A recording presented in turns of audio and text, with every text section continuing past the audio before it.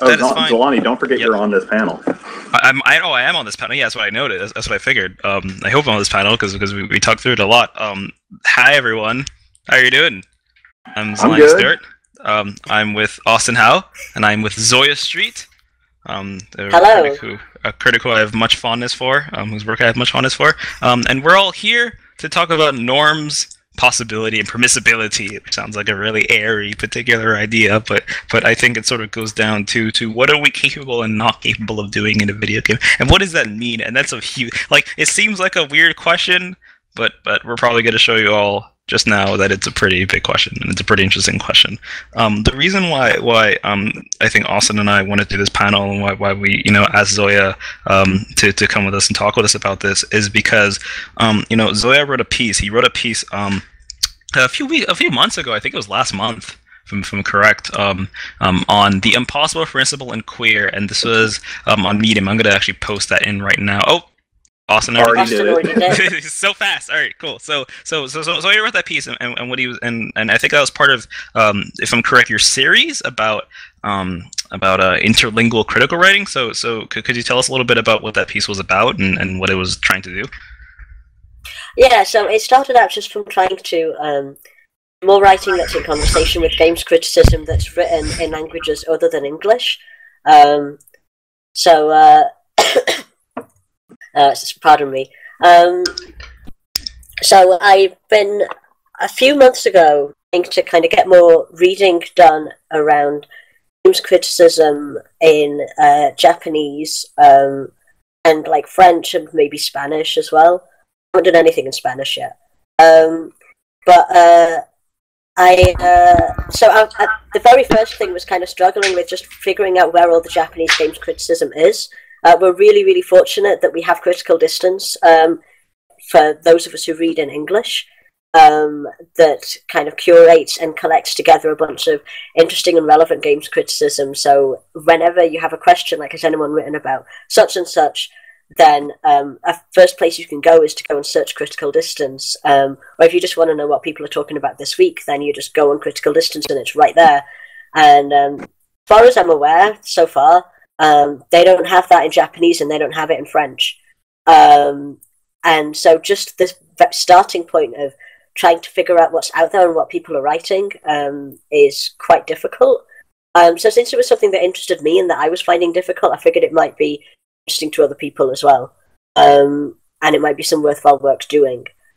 So this is the second piece that I wrote where I'm writing about Japanese language games criticism. And unfortunately, I'm trying to remember how I found the blog post that this took as a starting point. And I don't remember at all. All I remember is that the blog ended up in my RSS reader.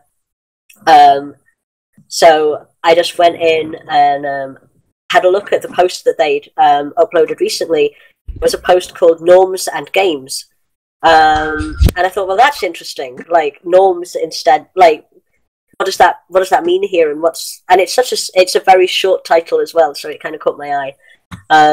So I went in and had a read. It's a post by a guy called Shinji Matsunaga, and he was writing in response to a series of tweets that he'd.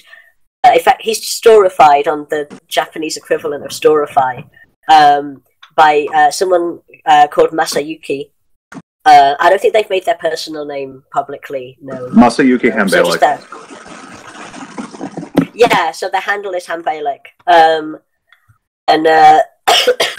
So he was writing in response to this series of tweets where Masayuki is saying, so digital games are different to analog games in that if you can't do something in a digital game, then it's because the rules that are constructing that game world have simply excluded that thing from existing. And so he was saying that this means that your degree of mental freedom is not restricted. And in contrast, analog games, if you can't do something, it's because the people around you have all decided that it's not okay for you to do that. So therefore that's a norm rather than a rule. Although, no, actually, to be fair, what he says is that rules limit your mental freedom because they kind of come from the people around you. And on top of that level of rules of the game, there's also a level of norms of I have to follow the game, and I also have to follow the norms of society. So I have to, as well as the explicitly stated rules in the game, I also have to like not go hitting people and not go like saying mean things to them and that kind of thing. So Matsunaga was then responding to that series of tweets, saying that he found this a really interesting point that had been made. But what it might mean is that the way that we understand games needs to be different, and that the theorists that kind of the idea that all games are made of rules comes from theorists who were writing about games before computer games kind of came about and became a major thing. And so we have this kind of in academic games writing, there's this kind of legacy of theorizing games that comes from a very different context where it made sense to think about rules. But it might actually be the case that games are about possibility. They're about that can and cannot, and they're not about norms of may and may not. And the norms of may and may not in analog games are just there to compensate for the fact that this is a social reality rather than like a sort of a world, like an existential reality, like instead of it being programmatic, where something external to the people involved can set the limits, because it's everyone involved is setting the limits together through the act of kind of behaving and managing each other's behavior. You didn't have a choice back then but to make it about norms of may and may not, even though what you were aiming for was a sense of can and cannot. So I wanted to write about that and to kind of put that out there so that people could read it in English. And I also wanted to kind of respond to it because it does seem to me that sometimes there's a huge overlap between can and cannot and may not. So the first thing that came to mind for me, which isn't exactly what I wrote in the piece, but what comes to mind for me at times like this is how when you have an argument with your parents about what you can and cannot do, like as a teenager or as an adult, then they'll often talk about kind of joining the real world, or they'll talk about what's natural or what's like they'll talk about it in terms of can and cannot instead of like that's not okay or that's against like the social norms or something like that. They'll kind of add this layer of this is actually the reality of the world, and so that's why you can't go against it. And so that happens a lot when you're queer, and I think it happens in other situations as well, or rather other situations queer us by having that quality. So I kind of wanted to bring some queer theory in there and think about normativity in that sense. So then I brought in this discussion about Tomodachi life, where they've excluded the possibility of gay marriage, and there is that where sexuality just doesn't exist in that world, but it does limit your sense of freedom, and kind of asking why that is, and is that because of the difference in genre? That is it because you don't expect to be able to, like in a racing game, you don't expect to be able to stop the car and get out and walk, because of the difference in genre, you do expect to be able to express your romantic orientation in Tomodachi life. Mm-hmm. So that's pretty much where I brought it up to. If someone else wants to kind of take over and talk about where things went after that. Yeah, totally. So I mean, like that idea was not like I read that and I was like, there's so like I was just I was talking with you and Austin about this before we started, which is that I feel like when I was reading this piece, I was like, there's so much possibility here. Actually, it was Austin who read it first, and then he says, "Lonnie, you have to read this," and I was like, okay, I'll read it tomorrow. I'm going to bed. And then I woke up the next day. And then I read it, and I was like, "Yes, okay, this is good. This works, and this makes sense." And there's so much interesting stuff around. I was interested in what's it called? You mentioned this idea of overlap. We can sort of perhaps assert, and I'm interested because I want to actually talk a little bit about this weird, just mention this weird sort of thing with digital and analog. But I do want to assert that we can perhaps sort of we could maybe say that to queer someone and to tell them, well, this is your reality when it isn't, is to mistake a social reality for a real existential reality, right? Would I be wrong there? Would I be right? Right. So if I sit there and say, okay, well, this is the idea that our social reality becomes we become socialized with these truths, right? And then we sort of mistake them for real things. So if we think this idea of, okay, well, men are naturally attracted to women, that's not true, right? But if we're socialized to think a particular way, and if we see images consistently enough, that we take the sort of social reality of things, which is the idea that one thing is normalized and something isn't, and then we take it as an existential reality, which is that we put it into sort of like a biological normalism, right? This idea that some people naturally have these type of body parts, certain people, certain genders normally think this way, right? It's this idea of embedding what are really sort of social idea of what a sociologist would call social constructs, right? And putting them into into hard existential realities of things. So it's this idea. So in that sense, you can think of it as that we're approaching this idea of a social construct in a video game context, and then it opens up all these questions of like, well, what is real to us and what is not? This is such a terrible question to ask, right? But I mean, I guess that sort of communicates why that piece is so exciting to read for Austin and I. I mean, it doesn't make it that huge, right? Yeah. Like, it goes all the way to the level of, so we're all like, if you're a social constructivist, then you think that like reality is socially constructed. Nothing exists. Particularly clear. Yeah. So like that's already there, and then you start thinking about, well, in video games, when we're designing a game, or in analog games, when we're designing a game, we're designing a reality, we're designing a world with a particular set of constraints. That's the same activity, in some fundamental sense, as what we're doing every day in the world. That the world is socially constructed, and games are constructed by people as well. Mm-hmm. So I like this because I tend to play a lot of weird experimental stuff, and what I tend to notice when I play like weird Unity freeware stuff and like that is that there are a lot of games that seem to. I like to play J Cloverworks as well. J Cloverworks are actually interesting in how they seem to keep referring to themselves, and they seem to keep suggesting a frame. So it's this idea of well, who is focalizing the story, right? Which basically means who's the one who's seeing this? What perspective is this from? And games seem to do this really weird thing where they seem to keep layering perspectives. I don't know whose perspective this is. Is it my perspective? Is it the player's perspective? The player character's perspective, right? Is what's it called? Sluggish Morals is so interesting because you can everything is behind the television. Everything you play is behind the television. So then there's this whole thing behind that as well, and there's all a bunch of layers around.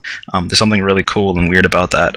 But when we think about what's it called? When we think about these things of mistaking one for the other, then it gets this weird question of like, well in video games, how is a video game's reality constructed? How do we conceptualize the reality of a video game? And I guess in that way, by mistaking social realities for real sort of concrete existential realities, in that sense, we can say the same for analog and digital, right? Because I'm trying to sort of segue into this thing of well, we seem to mistake the social realities of analog for the hard sort of concrete lines of video games in general, and that's not true. And I appreciate I assume it was Matsunaga who was sort of noting the difference between analog and digital works, and I think I appreciate that because I do think they're different things, and I'm more interested in digital games personally as a critic, and it makes more sense to me to have those things because they're different, and it makes more sense to me to have those things different than to say games everything, but to say, okay, well, digital games are doing something a little different here. And they're conceptual, and they should be conceptualized in a way that's different, and that makes sense to me, and I'm into that. I was down with that. Iris said multiverse. Oh, jeez. Oh, everything's a spiral now. You're saying? No, I really hope that Masayuki starts blogging outside of Twitter, because they had a way of writing about this that was really charismatic that I wasn't really able to get across in. He's not online enough. Like it's such a shame. We tried to get him. And like he hadn't been online since like the 22nd of last month or something. He must have a pretty serious day job. But the way that the original stream of tweets actually began with, and I didn't include this in my translation, and I feel bad, but it felt outside of my ability to like do it justice. But it started with this anecdote about, well, I had a nightmare last night where I was playing an analog game with friends, like in a playground or something, and I started behaving as though it was a video game, and people got really mad at me because I was behaving really inappropriately, and it was really not okay. And then it kind of continues later on after some of that theoretical work that I did put into my piece. It then carries on into kind of this analysis of how maybe hardcore gamers. He doesn't use the phrase hardcore. He like has this really succinct way of saying like people who are really embedded in playing video games a lot of the time. Kind of end up with a different set of norms, and the way that they behave in games, in digital games, is different to the way that people who are less embedded in that culture behave in digital games. Where people who are less embedded will do things that act out the norms of the social world inside this game, even when it's not necessary. And he's kind of calling out that gamer culture is so it has such deep-ridden problems around people having a sense of entitlement and a sense that like they're infallible, that it kind of causes them to. And he talks about a Yoshi game, Yoshi's Island. Talks about people being willing to let Baby Mario just like cry as long as the game isn't going to penalize them for it. They don't care. Like let the baby cry, let the baby be neglected, and non-gamers won't do that. So I thought that was really interesting, and he did a lot of really great work there around like linking theory into some really subjective experiences that I thought was really beautiful. Yeah, so I mean, what's it called? I guess personally, what's so interesting to me about that is this idea that once we become, because what's the difference between gamers, you know, and someone who doesn't play a game is that the game we'll assume that the gamer is familiar with the world, but we'll assume a truth about the gamer, which is that the gamer is aware of the sort of the gamer is aware of the digital game as something that has norms, as well as norms and possibility. There was another term though. There was norms, and what was the second one, if I remember correctly? Because so there's norms and rules. Rules, okay, rules. Because I was gonna say possibility, but that's too long. And okay, so I think what makes gamers particular is that gamers tend to, hardcore gamers will understand that there are norms and rules, and therefore that means that they are aware of the world as something in which they can reach. That they're aware that they can reach the borders of rules. Whereas someone who isn't familiar will want to stay within the social reality, or they want to stay where it's safe, which is the norms of something, right? And we can say that this brings a real arrogance to something, and that once we seem to, I can argue that once we seem to sort of reveal the world for what it is, in that particular sense, right? Then in that sense we realize that something changes in our behavior.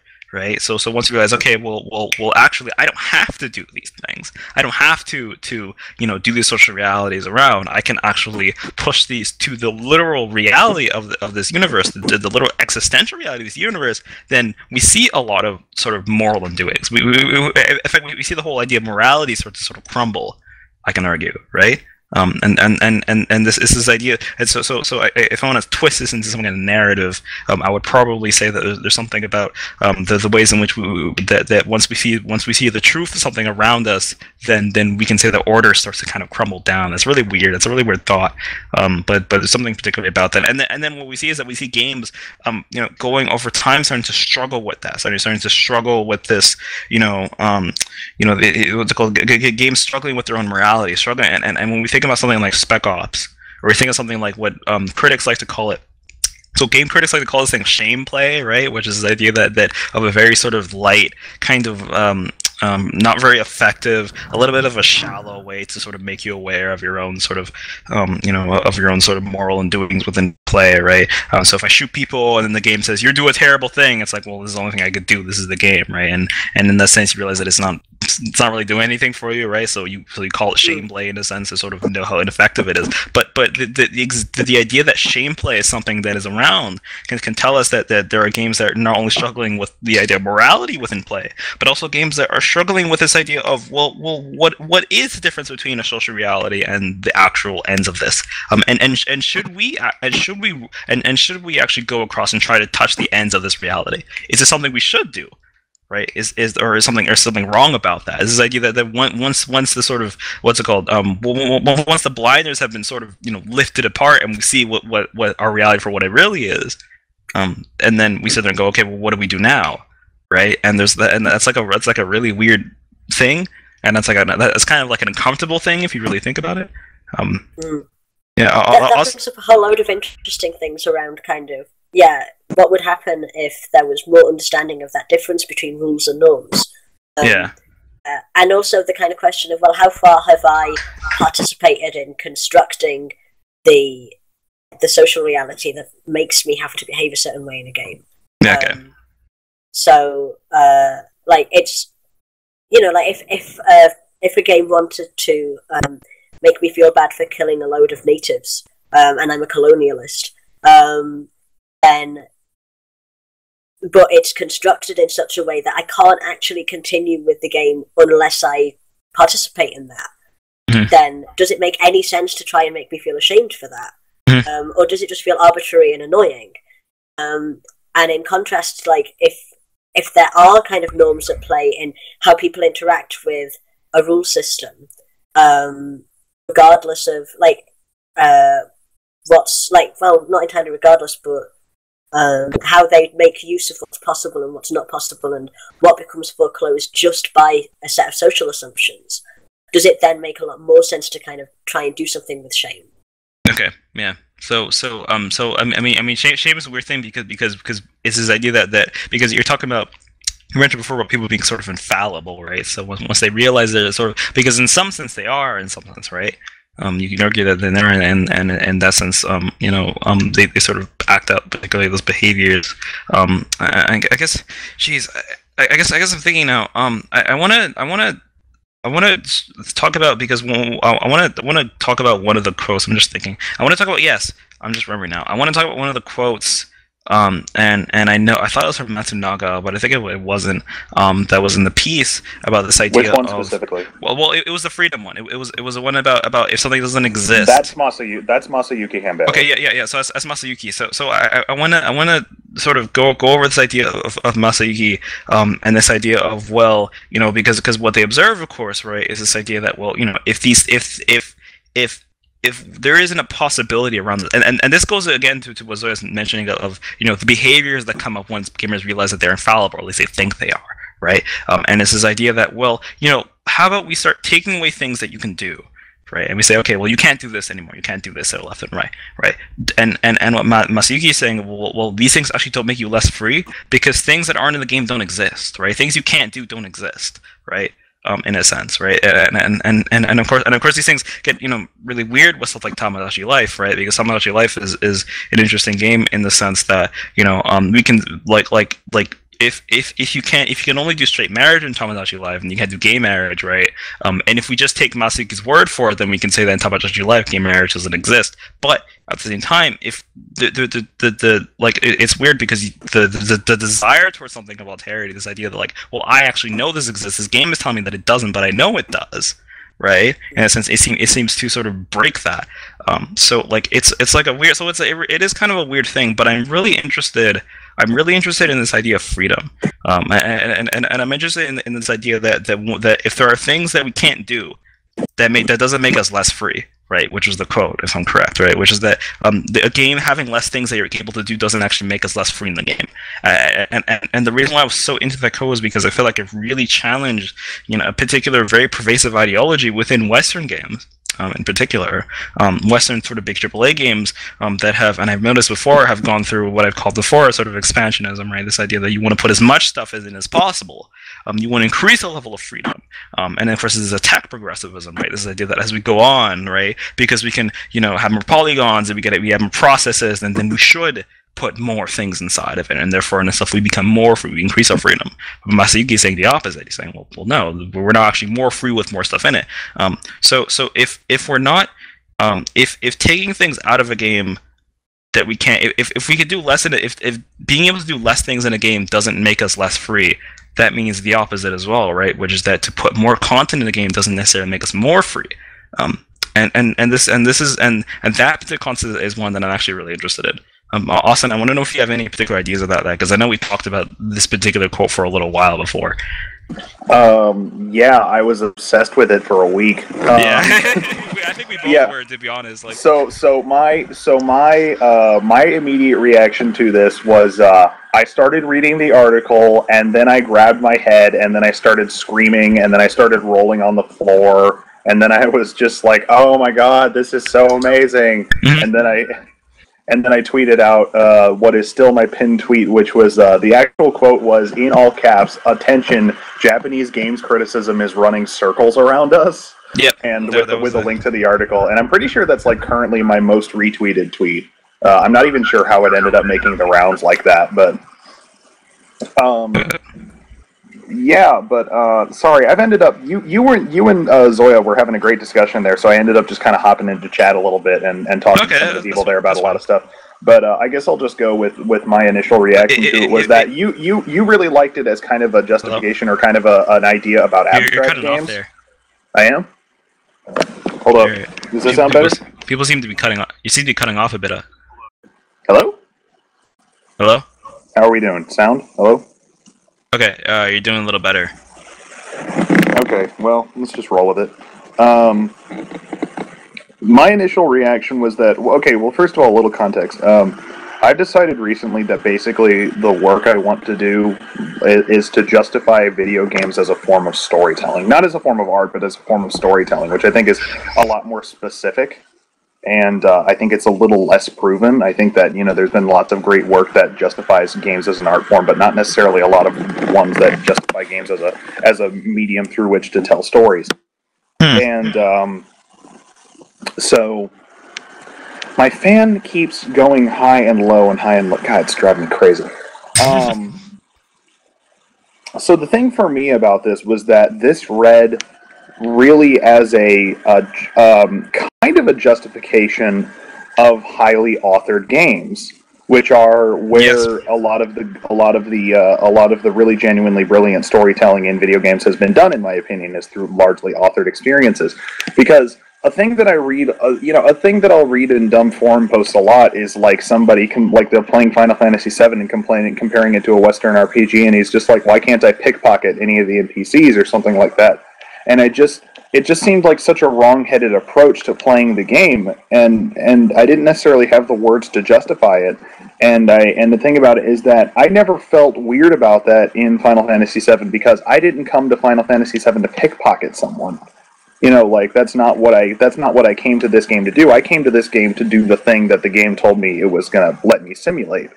And so it just kind of, the idea was just that you're not less free in Final Fantasy VII because you can't pickpocket someone. You are free to live out the experience of being this hero who goes on this world-saving adventure. And that was a lot of my reaction to it, was that games are kind of a social contract in the sense that there's a lot less that you can do in video games than in the real world, which is something that we forget when we emphasize about games, all of the stuff that you can do in video games that you can't do in real life. In a video game, like you noted, for example, in Skyrim, you can't climb a ladder in Skyrim because of how the engine works that the game runs on. If you want to climb a ladder, quote unquote, there has to be like a load screen or something. You can't actually get on a ladder and climb it. But you can pickpocket someone, you can steal a bunch of cheese wheels and throw them in the same room or wherever. It's just, it doesn't, there's actually a limited set of things that you can do in a video game, and it's actually very severely limited. It's severely limited to 8 buttons and any combinations of them that the designer can justify. Just thinking about the modern console interface. And so the thing about it is that we give up the freedoms to do a lot of the stuff that we can do in real life. But when we go into a video game, what we give up, we exchange those freedoms for the possibility of inhabiting a new character and living out a different experience, which seemed like a great justification for me to, especially the tradition of Japanese commercial games, which tend to be extremely linear, very designed, very authored, and tend to have more narrative emphasis and more emphasis on a linear narrative rather than an emergent narrative. So that was my initial response to the article, and I also had some thoughts about it as related to the Tamagotchi life thing, but I figured I'd let anybody have the floor to respond to that if they wanted that to first. What's it called? I guess personally, like, I'm interested in this idea of because I mean, like, the whole idea of like linearity and emergence. I've always, I mean, I said before, I'm skeptical of agency. I'm also skeptical of emergence. I'm skeptical of a lot of the things, I guess, that people think make games incredible and unique and better than everything else, basically. And one of those things with this idea of like emergence, so you can make as many combinations of a thing as you want, and like, I go back and say I'm not really sure how measured this. When I said the Skyrim thing, what's it called? I guess what my point of the Skyrim thing was to sort of try to appreciate the sort of humorous, the sort of like funny irony of it. Right, this idea that there is a contrast between something which not only markets itself as, but literally in the game. I feel like when I play AAA games, they're still marketing itself to me. It's so weird when I play AAA games. It's like I feel like I'm still being marketed while I'm playing. It's really odd. But I mean, when I'm playing Skyrim, when I'm playing Elder Scrolls 5, I'm sitting there and it's like, well, here is this place that is so. It's so large, right? And you sit there and you have the director of Bethesda, in the game demo, and he sits there and he says, "You can climb that mountain." He says he turns the camera towards the mountain. He says, "See that mountain? You can climb it." And you're supposed to feel so blown out of your mind, right? And there's a contrast between what the game is trying to imply to me, the incredible vastness of what I'm able to do. Yet I can't do this simple small thing of climbing a ladder. This is not something I'm capable of. And this idea of it's just the idea that these things seem to get large. These seem to want to become larger and larger, yet they become filled with more holes in the end of it. If that makes sense, right? So it's just this weird thing where like we get larger and larger, get these more holes inside of it, and then like a lot of stuff starts to break down. We could say that the larger it becomes, the more fragile it becomes, which I think is sort of interesting. When Austin talks about author narratives like Final Fantasy VII, we can say, I mean, this is something Austin has said before about Final Fantasy VII, which is that it's hyper-focused, quote-unquote, right? Which is that it's incredibly focused on what it does all the time, right? Final Fantasy VII, I will assume, is not a fragile game in a sense of, like, not thematically, but I mean structurally, right? It does a thing, it has ideas, it puts them down, I assume, right? And it's this idea that we want the game to be as large as possible, then we start to see games that start to break down. And the fragility is an ideological one. The ideology of agency and freedom, particular to this idea of, again, this what Zoya describes as me being infallible, right? That I can do anything I want, right? Because now that I've recognized that video games have rules instead of norms, right? Digital games, that means I can do whatever I want, and I can be the biggest badass that I want to be. I got everything I want in this game. I'm the best. I'm the greatest, right? But then what we start to realize is that when we see the fragility of this sort of expansionism, we see the fragility of that ideology, and we see that through the structures of that. And I think that's a really interesting idea. So I guess it's this thing where, like, there is this sort of connection, because Austin has noted before that I guess Austin sort of conjectured before, right, that Masunuga and Masayuki's sort of criticisms seem to be sort of informed by the way that Japanese games tend to be, which is that they tend to be focused authored narratives. The way in which in the West we seem to have sort of discarded the idea of linearity as something which is... And we are slowly doing that. I would not say that we are currently in a state where... In the 90s, we definitely were. 90s PC gaming, which represented like the large sector of Western development, or at least like what is canonical, then definitely during that period of time. Still, the biggest AAA blockbusters are the Call of Duty games, which are extremely linear, but then again, those are also sold on their multiplayer, so that view on it doesn't really work. Yeah. But yeah, non-linearity and emergence are far more valued in the West. There's still a contrast that can be made, even with games like that, where if you look at the level design, how even if a game is strictly linear, I think that an American game is much more likely to kind of use a sort of spatial equivalent of the kind of string of pearls like design method, where it's like to make it feel less linear. It feels like you can go this way, that way, or the other way, and you're making your own decision, and there'll be some effect if you choose one way over the other. But it's actually designed to kind of bring everything back round to one point and to be really tightly controlled. And if you compare that to the kind of criticisms that people often level at Final Fantasy of it being a series of corridors, and people are going like, well, why can't I have 3 corridors instead of 1? because they really don't want it to be so blatantly linear, then I think even between kind of linear AAA experiences, you've got that kind of cultural contrast, right? Yeah, that's actually a great point to make, is that Western linearity is different. And it's also, there's also, again, I wanted to hop back on the Call of Duty thing real quick, because again, people are buying these for the multiplayer. They're not buying them for the single-player campaign.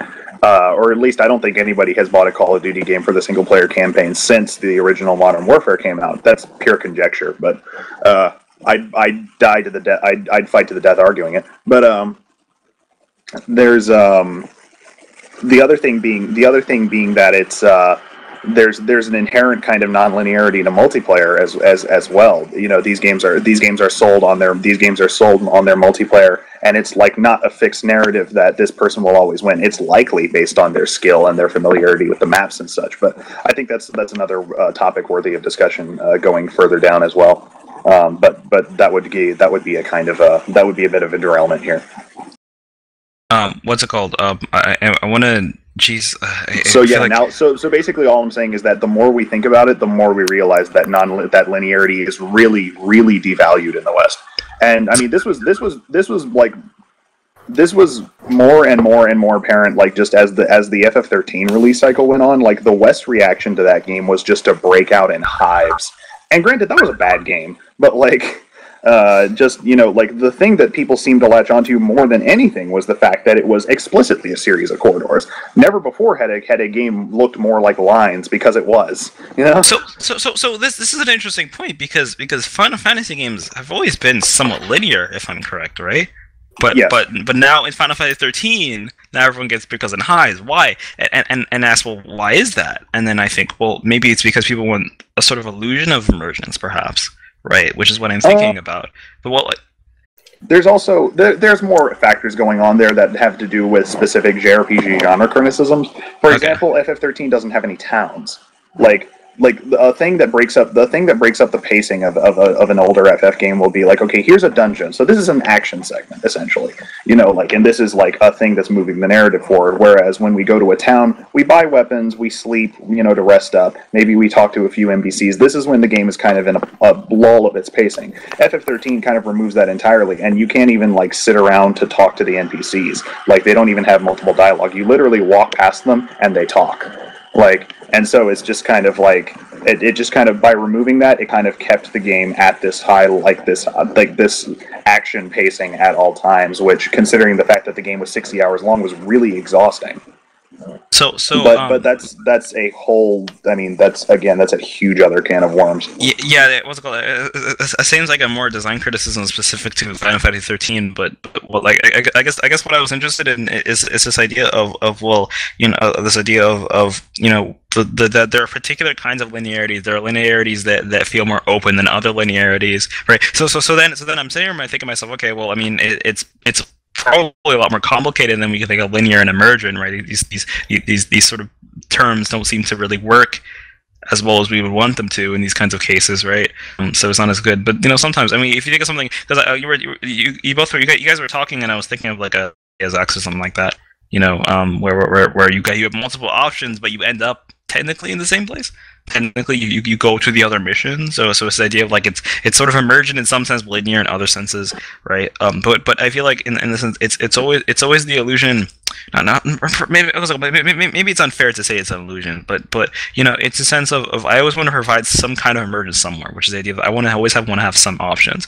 If you watch an interview with a AAA dev these days. Every AAA dev, you watch an interview and they'll say something like, "We want to make sure the player can play their way." That's always the idea, right? So it's always the idea that, like, you know, what's it called? We want to make sure players have their own style, and they always use the two examples, which is you want to go in guns blazing, go in guns blazing. You want to go in stealthy, go in stealthy, and then this is me expressing myself, right? And as much distaste as I have for Dark Souls, compare and contrast to Dark Souls, where the game is designed in such a way as to force a single play style down your throat, like. You can play Dark Souls in what essentially boils down to minor variations on one theme. You know, like, that's how you succeed in Dark Souls. There is a quantifiable, definable good at Dark Souls because you can see what the play style looks like. You know, like, so that's just it's worth noting that Japanese game designers design their games around teaching you how to play their game their way, whereas Western game designers would rather make a game that's more open to interpretation by the player, if that makes sense.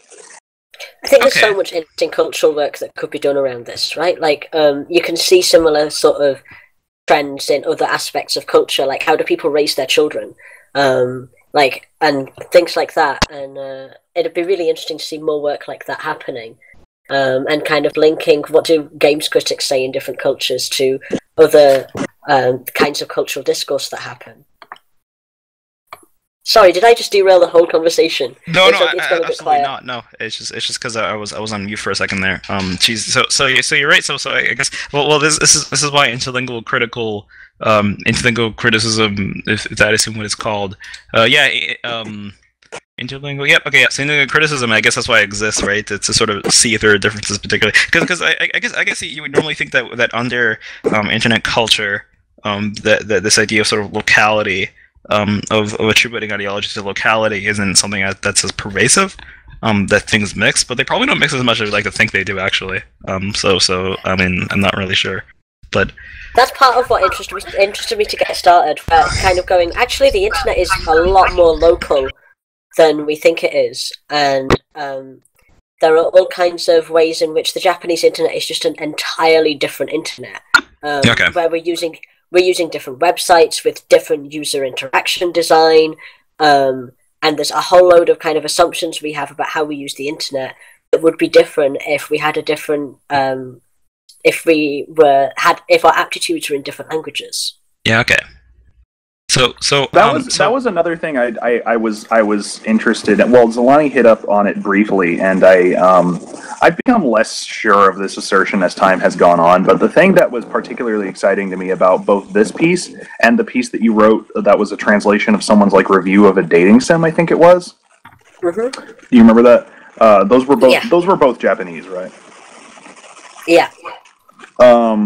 Was that it reflected a kind of I kind of read in an appreciation for linearity to this one, but like in the one about the dating sim, it was stated pretty explicitly, like maybe you don't need all of these choices in a video game or something, was like almost a direct phrase from it, and I flipped because it was just like, oh my god, here's the values of what is like. Here is what is valued in commercial Japanese game design being reflected in the criticism that Japanese game culture produces, you know, because it just felt like, because you have to wonder sometimes whether it's just like whether all these typical Western narratives about like tropes, or whether all these Western narratives about choice in video are like the only possibility, because it's just like, well, a lot of us have played these Japanese games. Are we just like kind of throwing these out the window? Are we throwing these like highly authored experiences out the window? And you think about it and you go, no, well, as soon as you visit another culture where those things are even more common, then that's not exactly the case. So that was an angle I was interested in, was like these articles as byproducts of Japanese games culture, which just reflects an entirely different view on video games than what we're used to in the West. What's it called? As someone, I mean, what's it called? I'm usually someone who tries to sometimes, as a critic, it's called. I usually try to, read other kinds of criticism around, or read about other kinds of arts. And I usually say this explicitly because I try to say like, hey, like this is actually a good idea, and I think it helps personally. At least it's helped me a lot. I'm really into sculpture. I think it's really fun. I'm really into the abstract art. I was at the critical approaches panel the last like 2 panels ago.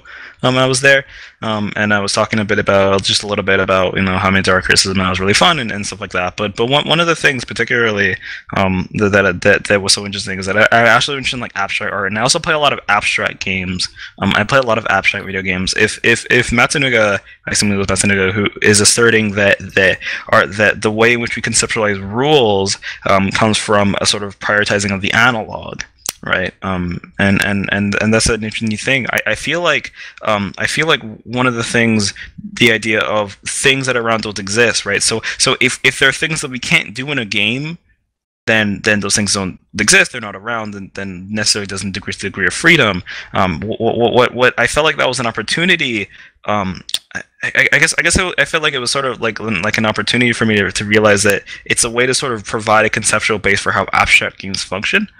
which is this idea that what a person able to do it exists, which means that we can construct realities around agency, which in itself has its own problems, right? You never want to think of everything in terms of what I can and can't do. That's very individualistic, right? But at the same time, I think it's very, very interesting, to have that kind of idea of, well, things that I can't do, I can't pickpocket someone, so that doesn't necessarily exist here.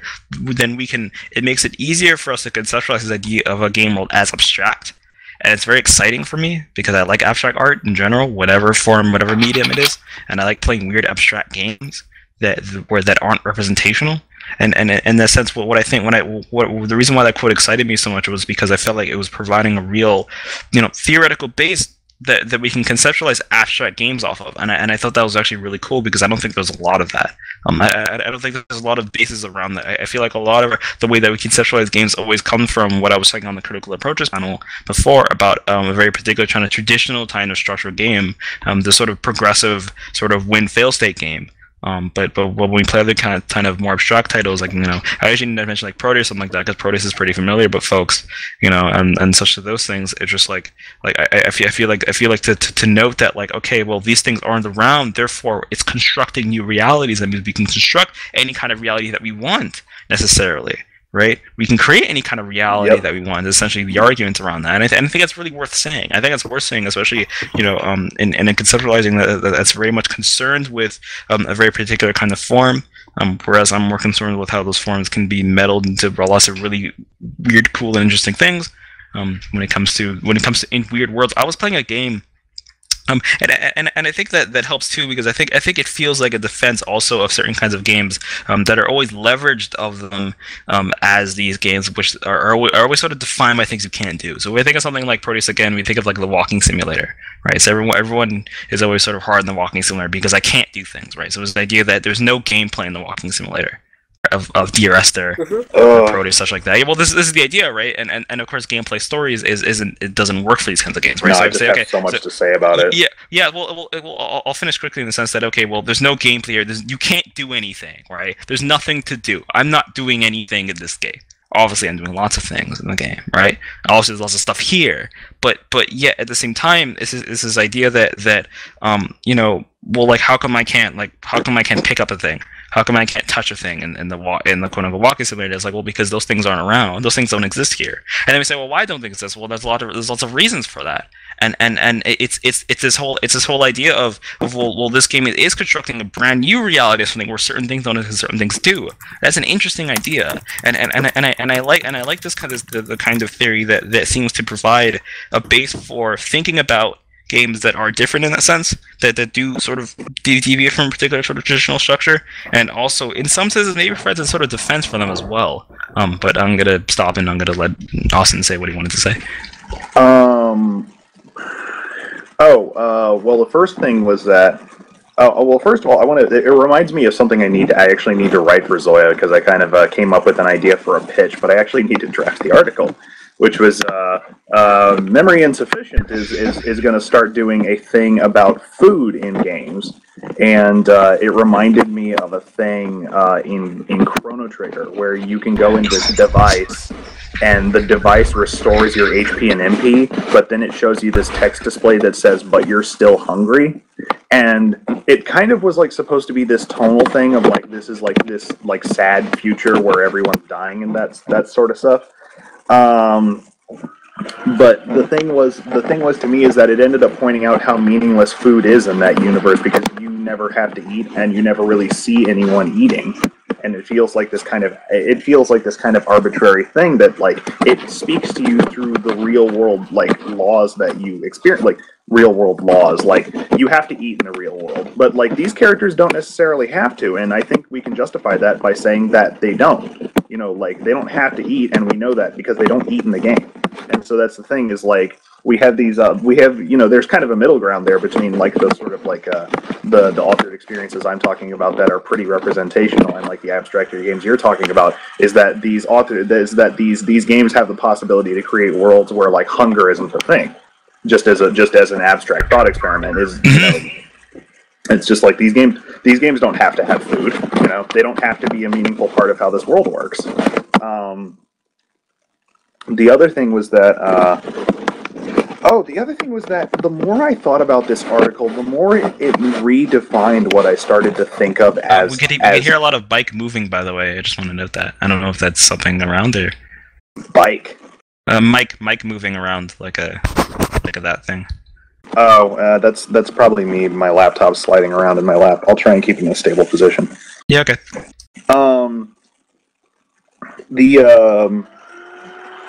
The other thing was that neither you nor I like this word anymore, but it started to redefine what I think of as gameplay, because I started to think of like the idea of freedoms or whatever, and it's just kind of like there are so many things that I can't do in a video game, and I started to just list them from the bottom up. It's like, well, what can I do? And so I started thinking as I usually do about JRPGs, and then it kind of went to First of all, it went to combat, because combat is kind of like the main meat of the mechanics. Like combat, character building, like character progression, stat progression, character customization with weapons and armor and that sort of thing. And I thought about, but what else can I do? I can walk, I can run, I can talk to people, and that sort of thing. And so it's sort of just like it sort of rebuilt how I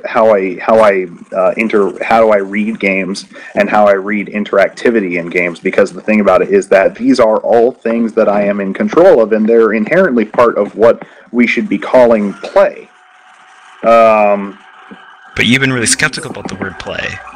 Well, I'm only using play as a verb right now to describe like what people do when they have a video game in their system and they have a controller in their hands. To put it simply, and it's just like, so that's the thing, is like it to me it just slowly redefined like what, how I think of system interactions.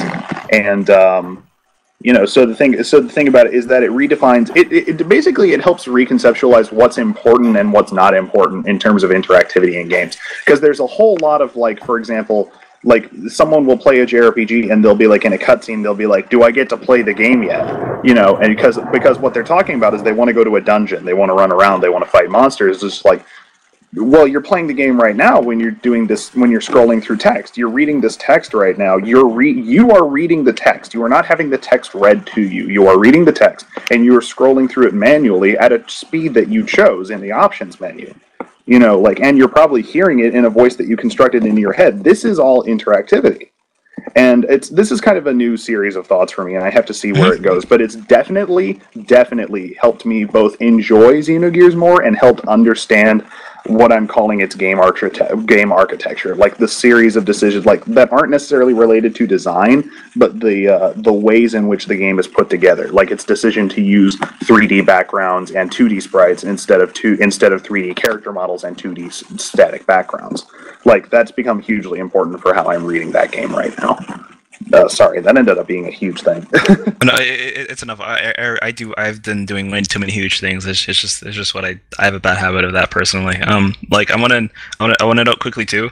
Because I don't want to do a huge thing, but I want to note quickly too. One is that, like, in the chat, a lot of people are getting really skeptical about words, which is funny. I feel like when I read about post-structuralism and just like the fallacy of words in general, I feel like I'm getting really close to like a giant void of a hole, and that void of a hole is saying everything is meaningless. And I feel like I get very close to it, and I'm like, oh god, like that's why it's so scary to sort of interpret words sometimes, is because you feel like you're getting so close to just like this weird sort of like weird hole that just feels like, okay, well, maybe everything just actually doesn't really mean much of everything. Like, it's just a weird, it's like a thing constantly, just like a cloud constantly ahead of you. But I mean, that was just something that was sort of randomly on my mind when I was thinking of that. But I mean, because the reason why I was nagging about play there. This is why this is the last panel, so we can talk about like literally the arbitrariness of verbs. Yeah. So I mean, what's it called? I mean, I know that because the reason why I nudged you there was because I know that lately you've been thinking about how arbitrary about the word about play, and you've been thinking a lot about, like, do we play games? And I think this is interesting when we think about this idea of what we are able and not able to do in a game. What are we capable of in terms of our agency, right? And what we are not. because we can think of play as a sort of I don't read enough. I feel like if I read game studies more, I get more in the idea of play itself. I should probably do that. But I mean, we can think of play as a sort of like an expression of some kind of agency, right? I play because I have fun, right? I know these words don't do much, but in a practical sense, I play with friends and I have fun with those friends, and therefore I'm expecting some kind of good agency out of that. Right? I'm getting something positive about that, right? But I remember you were thinking a lot. I think it was yesterday, something before, about whether we actually play games, whether play is the right word to use for how we interact with games. And I think I'm particularly interested in that. I think because I think it has something to do with Zoya's piece around this idea of like, well, what what are we actually able to do? What actually exists here and what actually doesn't? So I'm really interested in kind of being curious about why certain words feel intuitively okay, even if when we intellectualize it, it then like falls apart. So the word play does continue to feel intuitively correct for what we do with games, and I'm interested in why that might be. And I kind of get to thinking about kind of other aspects of culture that originated as forms of play, like theatre. Well, we still call them plays, but theatre started as a form of ritual and a form of play. And what's that relationship between playfulness and ritual as something that's very scripted and that has very like serious meaning in the rest of culture, but within its own context, it loses some of its sense of consequence. I think that some of our use of the word play might kind of relate to a really large human history of way that we interact with culture in general. Mm-hmm. So it's... Well, this is why I started thinking about it, because a joking term that Solon, Zelani, and I have been using to describe the kinds of games I really like has we've started using the term sad play. Hashtag sad play. What? Hashtag sad play. Hashtag sad play. And so the thing about it is that it's a lot of what happens in games that we define as sad play are a lot of the things that you do in other games, but they're redefined through an entire new context that makes them not feel the same, makes them not feel right. You know, like the act of shooting someone in one game can feel very gleeful and joyful in one game, whereas in another game which featured sad play, quote unquote, which is a term I promise I'll stop using, that it can just feel wrong and immoral, and it can feel shameful. But we... So the thing about it was that this is like, I've been thinking more and more about the kinds of games I like to play, and I realized how few of them are playful. And so I started to become really fundamentally bothered by that, and I realized, or at least that the way that I play games is honestly not very playful. I tend to play pretty practical play styles. I don't tend to be the guy who experiments with a tons of stuff to like get a bunch of guards to like line up in a row, and or a lot of like the crazy stuff. Like some people will like, I made the joke about the cheese wheels. Like there's someone who played Skyrim and they collected all the cheese wheels on the game and they put them in one room. Like that's not something I do in games a lot, and I think that has a lot to do with my personality and my struggles with like bipolar depression and that sort of thing. And so I realized that both the ways I interact with games and the games that I prefer most just aren't very playful, and they're not really traditionally fun, which is a topic that GamesCrit has been slowly approaching. Like all of the writing about the Silent Hill series has kind of like approached the idea that the Silent Hill games aren't actually fun, but there's still something that we engage with when we play them that makes them enjoyable to us. So it just, basically I started to become skeptical of the word play because these things aren't playful. And I also found that the idea of play and playful to be inherently related to fun, which I'm pretty sure we all agreed a long time ago was kind of problematic itself, because not all of the ways that we interact with games are fun, and not all of them are supposed to be. Silent Hill is not fun. Learning Dark Souls is not fun. That could be a whole other diatribe itself about fun, play, playful, etc. What's it called? I think when it comes to fun, I think a lot of people who sort of think of themselves as game critics have mostly sort of become a little less like, I guess a lot of people are more less interested in the word and be like, okay, I guess we don't actually need this word around it. And I think that people have done a pretty good job, demoting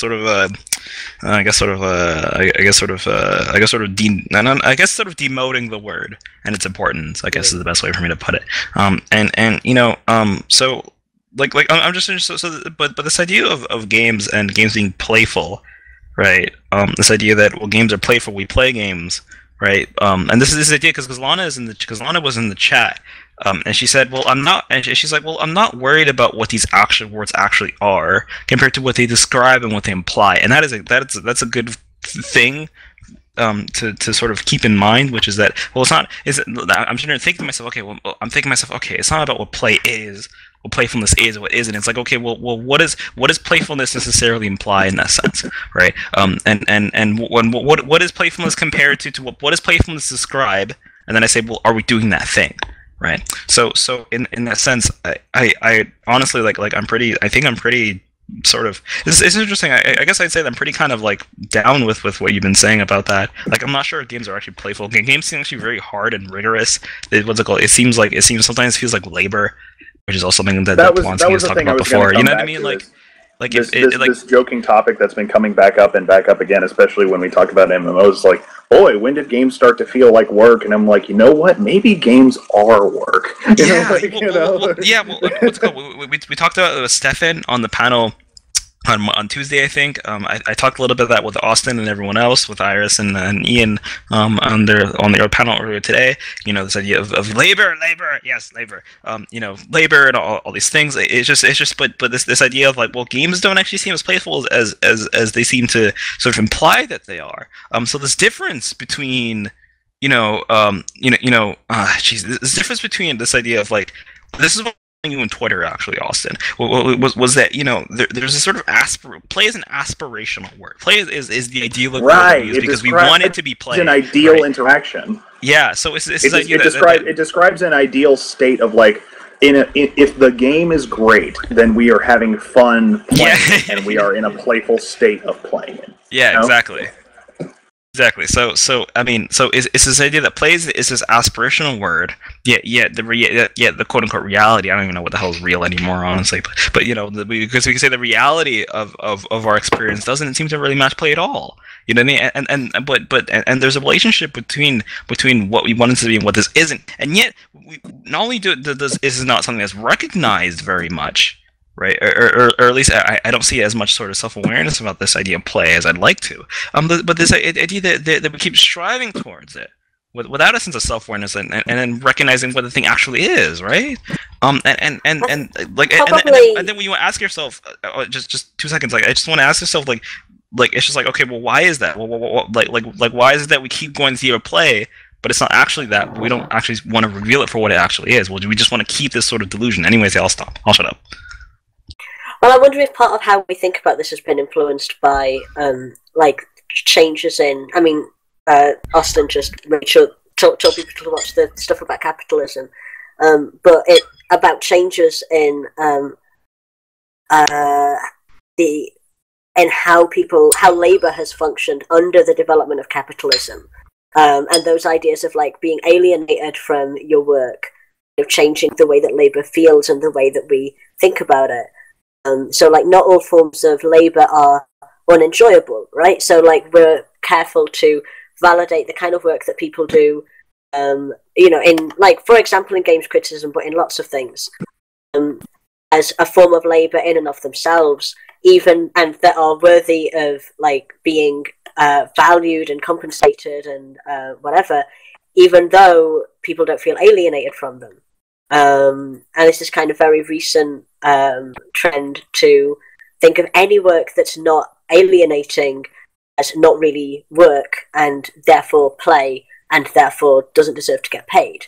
Okay, so what's it called? So in the Games and Capitalism panel, Iris was actually in that panel, and what she was noting, what she was sort of stressing in that panel, right, which is that a very particular idea of the capitalist world system, right, is one of the important features of it is this idea that there's always a difference between what labor is counted as labor isn't counted as labor, right? So it's the idea of reproductive labor, which is historically women's labor, right? There's child labor. And I don't mean child labor as in doing the chimney thing in the factory. I mean literally what kids do every day. Kids work. Kids do labor. They run around, they kick the ball, they do stuff. They're doing labor, right? But that labor isn't valued. There's no currency attached to that. somewhat, and so when she's sitting there, when Iris is sitting there, when she's talking about this idea that, well, there's a difference between what labor we put on value, what labor we don't, and that this means something, in that sense. I mean, I think we can sort of attribute that to this idea of what is work in games and what is play. That's super weird. Oh, jeez. So I feel like it could. I feel like it could layer quite well with, I think it's Kiowa, I'm not sure, theory of games that says that there's ludus and there's paideia, right? Where ludus is goal-oriented, where I'm trying to do a particular thing and make sure a set of conditions have been met, and manipulating the rules to get a particular outcome, and paideia, which is larking about, which is more like what we intuitively want to call play. Then when video games are so focused on ludus, we're then like, are we really playing? Because this is like work. And I think the difference is that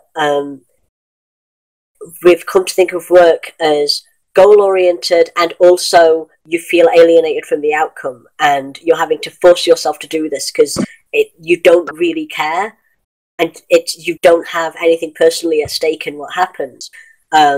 Whereas it's goal-oriented play, or it's a leisure activity or whatever, you're working, and you personally want to see the particular outcome happen, and like you have a personal stake in it. And that's why games can be like work, but it not necessarily be unpleasant, because it might be the only point in your life where you're working towards an outcome that you're personally invested in. And I want to know too that games work can be pleasant, particularly because what they do is that, and something that Lana Polanski has asserted before, right, which is that games sort of reify capital systems. That games, what they do is that they attempt to sort of perfect a system that isn't perfect in real life, right? In real life, I don't always, what's it called, in games, what we see is that we can see these sort of capitalist systems of accumulation, and min-maxing and manipulating particular kind of systems to get those kinds of goal orients, and say, oh, okay, wait a minute, and then realize that it actually all works out. So it's the idea that within games we realize that the systems do what we want them to do. In a video game, we can sort of argue that we have capitalist systems that function properly, and that this is in itself a fantasy, right? This is what Polanski likes to assert, right? Which is the idea that, okay, video games are trying to sort of reconstitute the fantasy of capitalism as something that is real, to sort of escape the idea that capitalism is actually something that is actually incredibly contradictory, right? So I think it's actually possibly essential for games to do that, when the thing that people are escaping from is the fact they're not being rewarded by everyday capitalism. Yeah. And so then it's extremely satisfying to then play something that does resemble the world that you live in some way, but everything's modified so that it's magical and you're powerful and you're definitely going to get the reward that you've been told that you deserve, and nothing is going to be a struggle. Yeah, so we what's it called? One of the we could think of capitalism as something that has a sort of ideological paradigms that it uses to justify itself, right? And one of those things is meritocracy, right? Which is the idea that if someone gets to where they are, they did it because they worked very hard for it. Right, so this idea that there's this understanding of the social contract, right? This idea that if I do these things, if I go to school, if I go to college, if I get out, I get a job, and then I'm good. I did the work in school, I followed the rules, I got the job, now I'm going to live a good life. The social contract supposedly has been broken for most people who aren't white men. It's never actually been true, but recently we see that it has been crumbling for more and more people, right? In a sense, so it's a sort of idea that we can say that games sort of they sort of bring the fantasy of the social contract, because it isn't just this idea that, oh, I'm powerful and I can do whatever I want. It's also the little things of, wow, like I put effort into this and I got something out of it, or at least it seemed to have got something out of it. And that's so meaningful, because in real life what happens a lot is that we put work into things but we don't seem to get something out of it, right? Because under sort of traditional understandings of how labor works, of how wage labor works, right? We don't labor. I can work in a factory. It's also interesting to note how that changes depending on culture as well. So if you look at the kind of complaints that gamers have about free-to-play, one thing is the phrase pay to win. So So if there's free to play, then some people will be able to pay money to get an unfair advantage that they haven't worked for out of merit, and that contradicts the story that people like to tell themselves about capitalism. Yeah. And there are some cultures where internationally where people don't care about pay to win. So in China, they don't care about pay to win. So Chinese free to play games in China will explicitly be pay to win. It will be explicitly that you can pay thousands and thousands of dollars and you will be the best person in this game. And people expect that to be there. Like, people will just shrug their shoulders and go, yeah, that's capitalism. And they don't feel like it's unfair. They feel like that's just what things are like. Well, I mean, what's it called? That whole thing sort of applies to first of all, I mean, that's actually pretty surprising. I think I've heard stuff around that, but I never really knew too much. I mean, what's it called? This is pretty interesting because we could apply this to a lot of things, right? If we think of something, I'm trying to think. If we say there's something, we could think of free to play, just sort of free to play games in general. When we think of things like microtransactions, as such, also those things as well. What's it called? Actually, microtransactions are also kind of interesting too. Just to know very quickly, because there's this understanding of the game that is pure, and this idea that game becomes infected with money stuff. I don't want people selling me things in my game, right? Which is such an interesting sort of demand, right? Because we're sold things all the time, and this idea that I feel like I said before, sometimes when I play a AAA game, I feel like it's still marketing itself to me. Right, and one of my pet peeves is when people want to be above the market, so they're like, I'm not going to have free to play in my game because it's wrong and it's it's this horrible, dirty, money infected thing. But then their game is all about virtual currencies. Yeah, the entire thing is moving currencies around. Yeah, it's money has clearly infected your game. That's still what your game is about. I guess this idea of sort of trying to preserve a sort of delusion. I guess it feels unfair to call it delusion, but I mean, it feels like sort of trying to preserve some kind of idea. This idea, right? So if I sit there and I play I don't want microtransactions in Dead Space 3 or something, because I want my pure experience, which is free from the sort of reminder of my own place relationship to these kinds of systems, right? Because capitalism is something that is inherently anxiety-inducing, right? I mean, for anxiety, it reminds oneself of one's own sort of relationship to power in some sense that it reminds oneself of the pressure, the sort of appeal to meritocracy, right? And I play games to sort of forget that, or I play games to sort of indulge in the sort of fantasy of meritocracy, right? But microtransactions seem to remind me that microtransactions sort of reveal the game for what it really is why microtransactions sort of interest me, kind of. You know what I mean? So you're right that there's a lot of this kinds of things with sort of there's a lot of sort of pulling the blinders up, putting it back down for a few things. You know what I mean? That is pretty weird. I'm trying to think now. I guess what I'm wondering now is I'm trying to think if there's some kind of ways I could pull this into sort of norms and permissibility in some sense, particularly this idea. Oh, yep, you can go. I've got something that might be a bit of a derailment. Although we kind of derailed back into capitalism in games, which I know is fun to talk about, but yeah. Something that was people were getting mentioned earlier, of course, was going back to the Final Fantasy games. It was someone said something along the lines of, Malawi Goodness said something along the lines of games have a bad habit of forcing you to do the thing they want you to do, which is why games can feel like work. And he was sorry, I don't know their gender. They were talking about. Sorry, I'm totally losing it here. Basically, they said that, and I kind of suggested the idea as this being like FF13 versus FF7 and FF8 again, where it's just like the linearity of FF13 is such a chokehold on the player because it keeps forcing you down the linear path of what essentially down towards more combat events. And so the thing about that is that in contrast to one of the older games in the series, for example, that that in the older series you had the choice to just kind of like walk around other parts of the world before you made any progress, or at least the part of the world that you were allowed. And especially in like FF8, for example, there have been multiple. I mean, people have talked again and again about how they'll just play the card game for 10 hours before they ever do anything related to the story.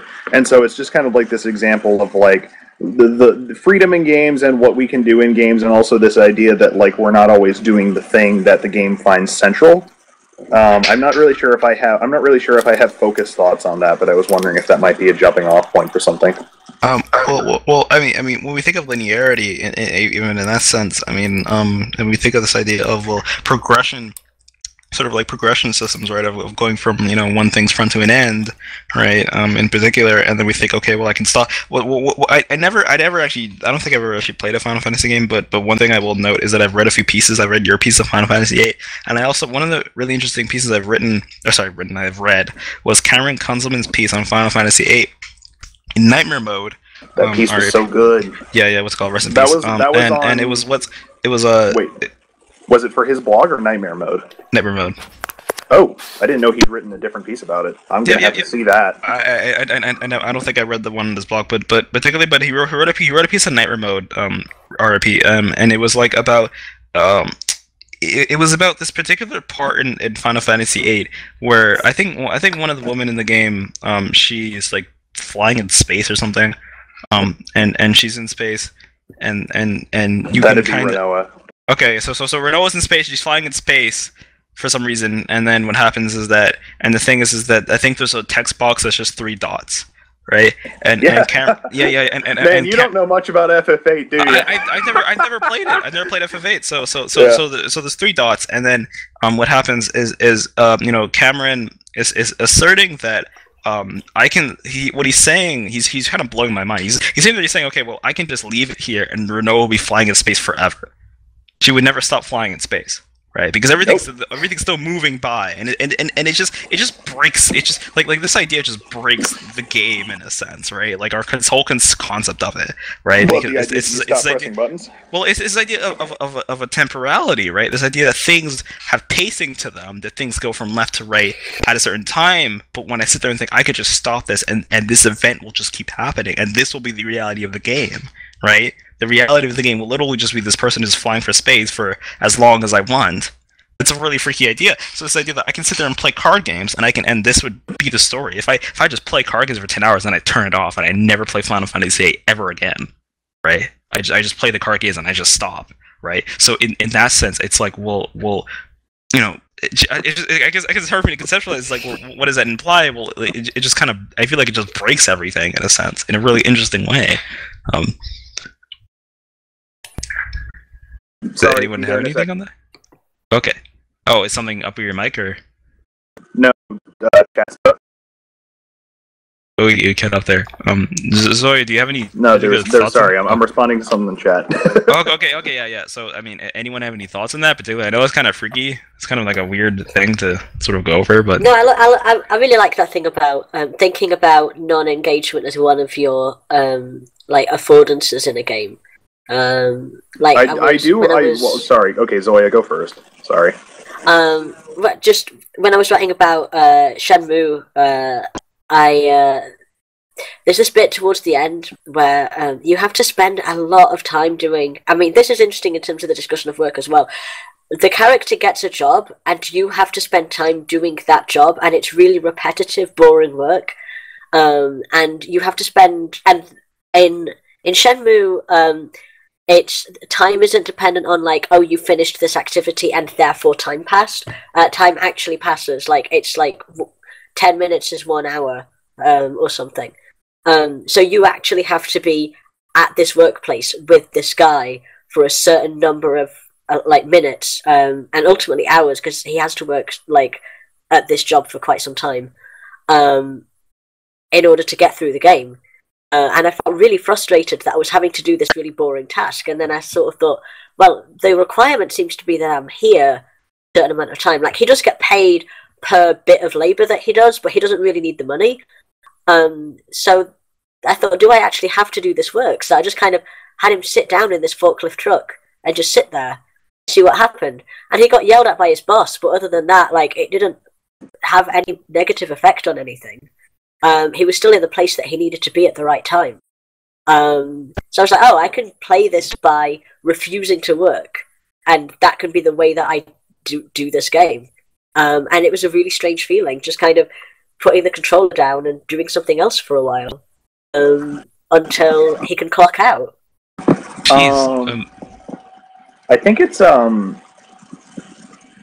Oh, I remembered something, which was that I'm not sure if this is really related, but I do remember that Walt Williams in one of the interviews about Spec Ops: The Line said that he viewed turning off the game console as legitimate ending, as a legitimate ending to the game, and I think that's like kind of a related thought.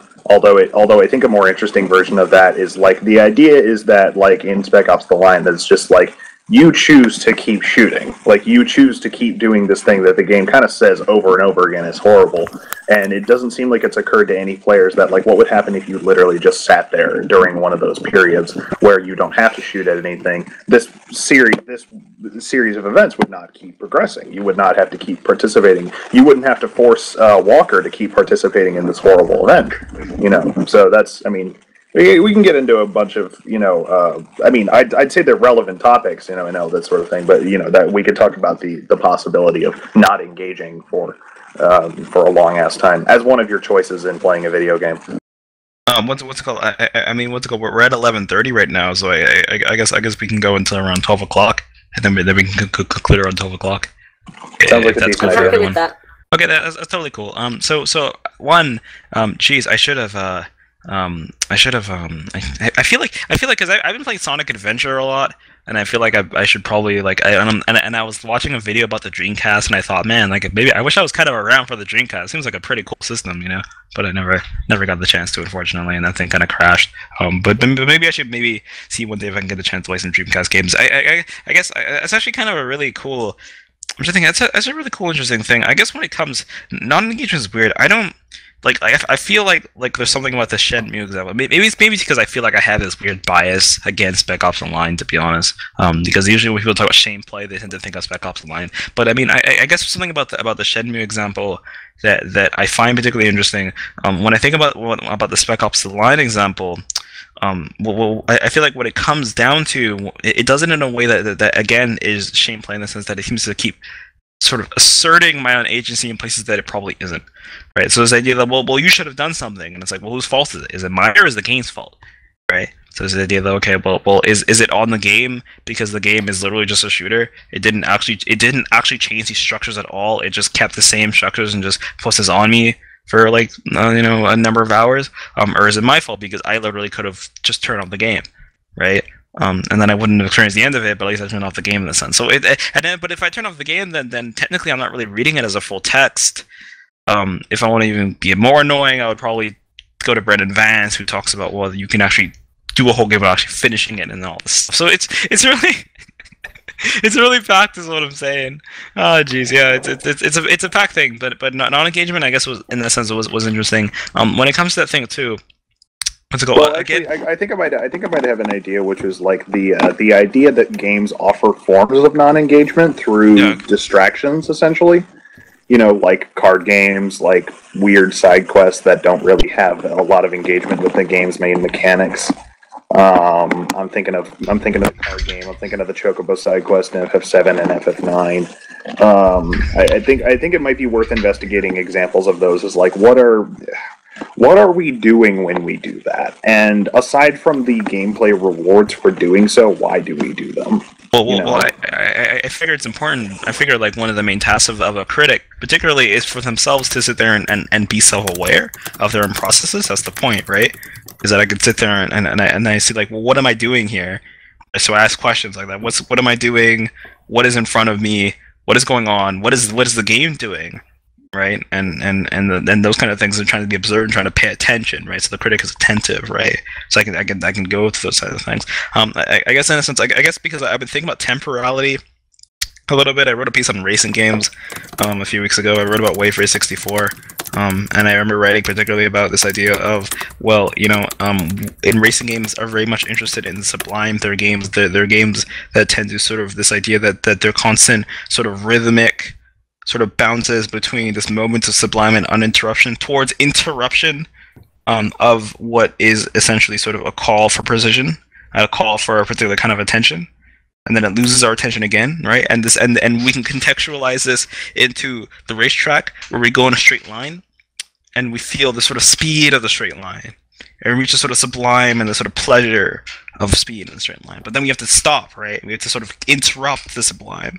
And then we have to turn, right? We have to sort of make this turn. We have to pay attention now to this, right? And we have to make sure we're on the right corner, right? And then we have to go back and around and get and that this idea and what I guess what I was trying to sort of argue, thinking about Cameron Kunzelman's Final Fantasy VIII piece, was basically just this idea that, well, you know, when we reach the sublime at this point, time becomes infinite. Oh, you know, magic hands. You know, time is something that gets stretched to sort of an infinity in that sense, right? So time is something that stops existing in the sublime, right? Time is something that we're aware of anymore, right? And I guess in that sense, it's just weird because I feel like when I'm talking about this, all it's just telling me is that when it comes, like, there's so much. It's just telling me that there's so much beyond how we can conceptualize our own agency within what is permissible and what is our norms, between what is a social reality and what is the actual reality of the world.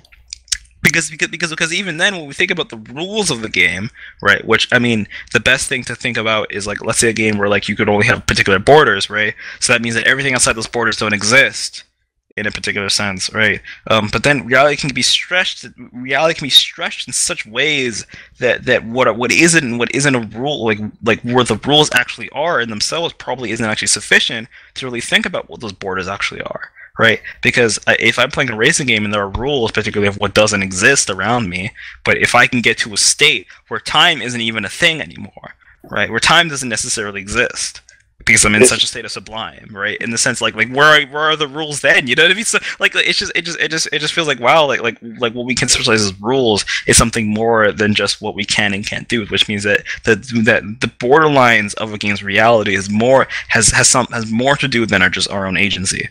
If that makes any sense at all. This feels like possibly. Oh, go ahead. As a kind of sidebar on that, as also an extension of the idea of non-engagement, I think a more complex idea that I thought of while you were talking of than non-engagement would be the idea that in a lot of games, in most of the games I've played, you inherently control the pace at which the game moves. Yeah, it's weird. Like play styles can determine both how quickly the game is played, how quickly you go from opening cutscene to ending credits, and it's like you can alter that pace to your liking. I mean, if you're a really objective-oriented player, I keep coming back to JRPGs because that's what I know. You know, like, that's cool. You know, it's like if you're a particularly objective-oriented player in JRPGs, you can just go talk to the right people to keep the plot moving, and then you can, like, not sit around and grind at all, and you can, like, not do any of the side quests, and you can get to the final dungeon. Really quickly, compared to somebody, compared to, like, somebody who does all the side quests, does a fair bit of grinding, talks to a lot of the NPCs, just kind of sits around and smells the roses, as my friend Monique would say. And the thing about that is that, technically speaking, in the game world, the same amount of time is supposed to have passed, the same events have transpired, if that makes sense to say. Like, there are certain things that happen within a certain time frame in Final Fantasy VII, no matter when I do them, and no matter at what pace I do them. So, like, it's worth considering how weird the rules of time are in games and how players affect them, and how gamers affect them. Well, I think the rules of time, particularly, I think, are important, especially to this discussion, particularly because what they do is that they interrogate our own reality, and they interrogate what counts as a rule, which means that time seems to interrogate what isn't capable, what we are and aren't capable of. You know, and I guess, and you're right, that is a weird thing. I think Zoya wanted to say something as well, if I'm correct, or. Yeah, I was having some thoughts about. Oh gosh, it feels completely tangential now. It's totally fine. We're already at past 11:30, so this entire, like, here's the thing. Sorry, Zoya, before you start, I remember I tweeted at you, like, immediately after this article came out, that this article and what it's discussing is like at the heart of what this medium is and what it can achieve. So what I mean by that is that it totally justifies all of the tangentialism, because we could literally talk about anything in games with this article as a basis. Yeah. Well, that's why I keep tying it back, right? Because I feel like it really goes in a lot of places. But yeah. Yeah. Sorry. So don't feel bad about that. Go ahead. There's a couple of different directions that I've been wanting to go in. One of them is and I can't remember what this was in reference to, but it was, you were talking about boundaries, and why are the boundaries there, and kind of, and thinking about those rule boundaries and what they mean and stuff, and kind of thinking about The Sims and what happens when you cheat at The Sims, what happens when you change the rules, and one of the first, like, cheats that I remember I started playing with in The Sims was, the move objects cheat, which doesn't just allow you to like move objects that you wouldn't have been able to move otherwise, but to move them into spaces that were previously inaccessible because of The Sims believes that you have your plot of land and that's sacred, and you can't get your Sims to walk out. I mean, I think you can now in Sims 3, or you will be able to in Sims 4 or something, but like from the first game you couldn't get your Sims to just walk outside of their plot of land into the neighbours. Weird. There had to be like a process of moving from one place to the other, that wasn't just straightforward walking. Like you had to go into the town map and then go to that plot of land, because like the boundaries of your personal property are so sacred in that game. But if you use move objects, then you can like pick up your Sims and like move them across the boundary. Or you can just pick up any object and move it across the boundary. You can build on public land in the road. And you can just completely disregard that whole idea of this bit of land is your property and the areas outside of it are not. And you can start like stealing across the boundaries. So kind of tying the rules of the game and then bending the rules into social norms, and then how that then makes the social norms look different. What's it called? If we wanna, I'll make an assertion just because I know of it and I think it's notable. Is that there's an understanding in Marxism of the understanding of the base in the superstructure, right? You have an economic base, and then that influences the culture essentially. Is if I'm correct on that. And this is the idea that okay, well you have these sort of base things that happen, and then you have the sort of what influences around. If in a sense, I can sort of assert that if you change a game's social reality, if it changes boundaries, then you can change its social realities, right? Which I don't think is a statement that's too far off. If I haven't played The Sims, because I'm usually not a Sims person, but I mean, like if we think of The Sims, I think it's this idea that the social, like I don't know. I mean, I guess that's a weird question though, because I'm not really sure whether I should be thinking of the fact that the Sim can't go past the plot of land as a norm or a rule.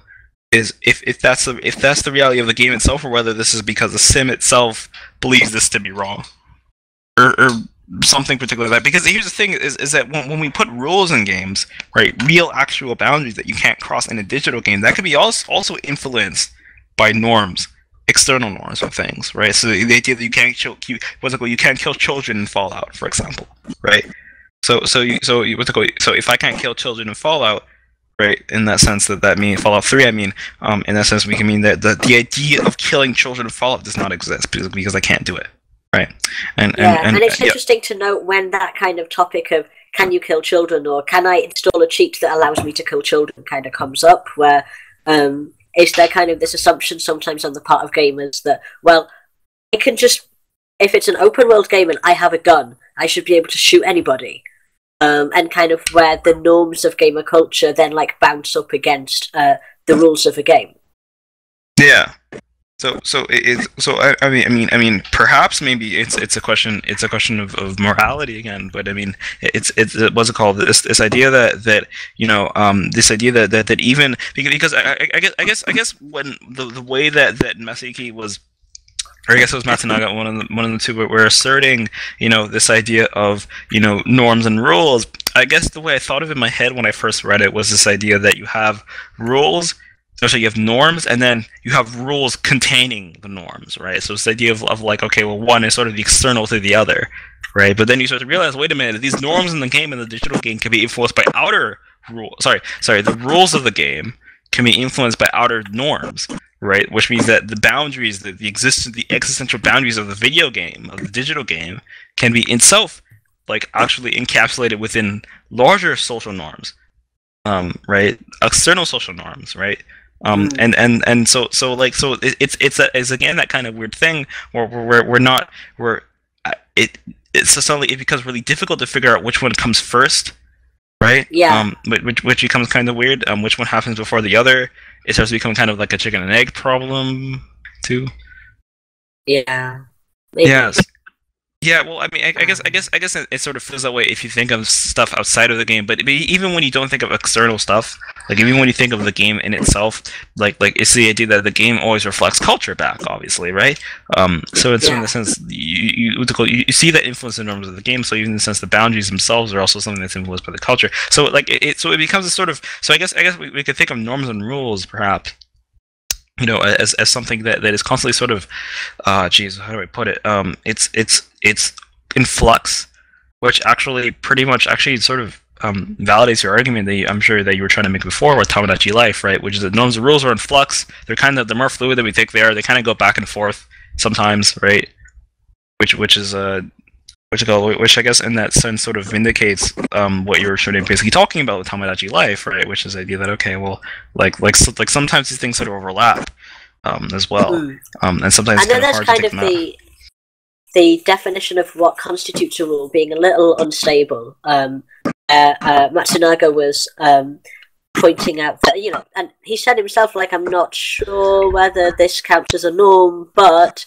That through the kind of narrative around a game, you'll often that the narrative around a game can kind of construct some ideas about what you expect to be doing in it, and that can be a norm as opposed to the rules of the game. Yeah. And so, for example, like story of a game can give you a reason why you're trying to get to the other end of a map. And so that's the norm is I should get over there. And the rule is like the stuff that gets in your way and the stuff that enables you to do that. And so then you've got kind of this... So you've got norms and rules in flux and also as two separate things that are affecting each other or that are existing separately to create like this emergent, not emergent, to create this kind of network effect between different bits of the game and the player and the world around the player and all of that kind of creates the game experience. Yeah. Okay. Which I think is important when thinking about abstract games, because what's happening with a really well constructed, more abstract game is something really elegant is being put together. Because the norms and the rules are harmonious, or they're doing something that's coherent, that's legible, and that makes sense. So if a character can't jump, then it might be because the way that the character has been depicted makes you think that, well, yeah, of course they can't jump, or it makes you think that the reason why they can't jump, like the discussion about. Sorry, I'm kind of ranting a bit now. Oh, it's totally fine. The discussion about Final Fantasy 13, like, I really enjoyed Final Fantasy 13. At least, actually, I didn't finish it, so I didn't enjoy it enough. But, sorry, I didn't mean to make you feel bad. But it never occurred to me that, like, there was something bad about the fact I wasn't getting into a town level, or that I was going through all of these endless corridors and constantly having to do, combat, and that there was something wrong with that. And I think it's because the story of that game, if I remember rightly, they're in such a desperate situation, because they're like exiled from society, right? Because they're visibly different to the people around them, and they've become this kind of being that's frightening and strange to the people around them. Yeah. So it figures that we're going to be out in the wilderness and we're going to just be kind of constantly trying to survive, and we're going to have our movements constrained. And so in that sense, kind of the norms of the game, the rule that like that your movement is limited in this world, seemed in line to me. And so it felt like a legitimate thing for a game to do. But at the same time, the kind of social context of that game and the way that it's sold and our expectations of a game that it's a AAA game, and it's not kind of presented as kind of a small, elegant experience, but as this huge expensive thing, means that kind of feels a bit ill-fitting, I guess. Yep, absolutely. I do think so, actually, and to note quickly, I do actually think that I mean, this is something that other people asserted, even if I'm not right, which is the idea that a lot of how we evaluate games always comes around the expectation around what we expect out of games with certain budgets, right?